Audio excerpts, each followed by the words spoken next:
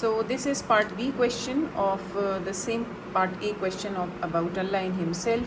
Part B is about, it's a 4-mark question and it's more of an understanding based of how you can implement the teachings in your daily life. So it says, how can Muslims use the verses from part A? Now in part A you have only seen there were 2 verses, Ayatul Kursi and Surah Ikhlas, to connect to God in everyday lives. Now first of all, according to your Cambridge guidelines, I am going to be sharing some do's and don'ts with you कि आपको करना क्या क्या है, ठीक है?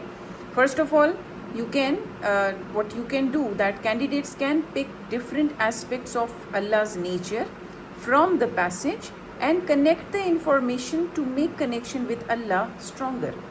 Now whatsoever you find, for example, Ayatul Kursi is recited for protection, Surah Ikhlas is recited for getting the blessing of 1/3 of the Quran. Surah Ikhlas is also recited with other charcoal to get protection from Allah, to get refuge from Allah against the Satan. Okay? So this is how, like, you know, the nature of Allah, as Allah's power, Allah's uniqueness has been shown in these 2 passages. So He is the greatest of all and He will only protect us. So ये आपको एक connection बना रहा है कि इन passages से this is how I can get connected to Allah. Overall, surah can be addressed and ways can be suggested in which these passages can be useful reminder of God in day-to-day life. Like how those passages can be used in which we can connect ourselves to Allah. So now it totally depends upon the student at that time, because usually part B's are new questions. It triggers your thinking process. It's the time of examination when you need to think about different issues as well. So it's the mind of the student at that time how it gets triggered. Okay?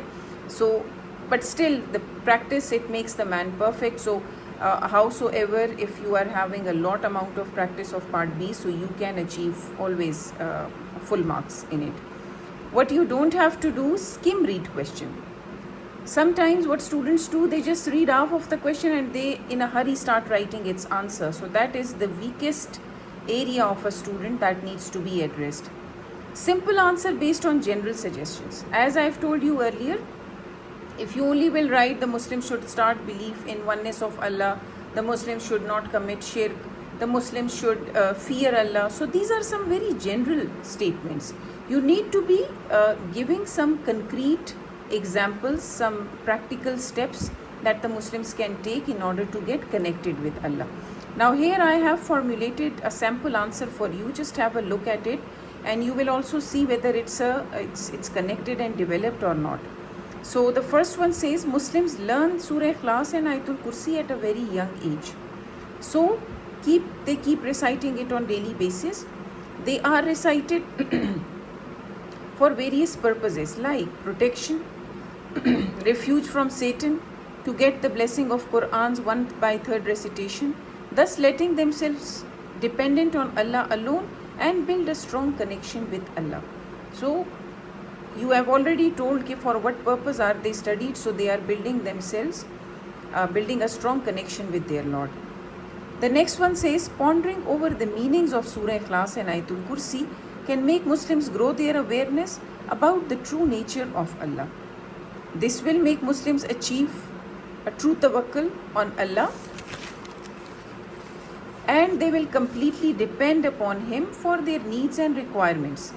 This will build a strong connection between a creator and a creation. Okay, so this is how, these are just the sample answers. Students might have much better, much brighter ideas than these. So you can go ahead with your own thought process, but try to explain, try to develop the point that you are trying to mention. Do not just go for points writing in part B's. Part B's में हमेशा whatsoever you write, try to explain your point of view.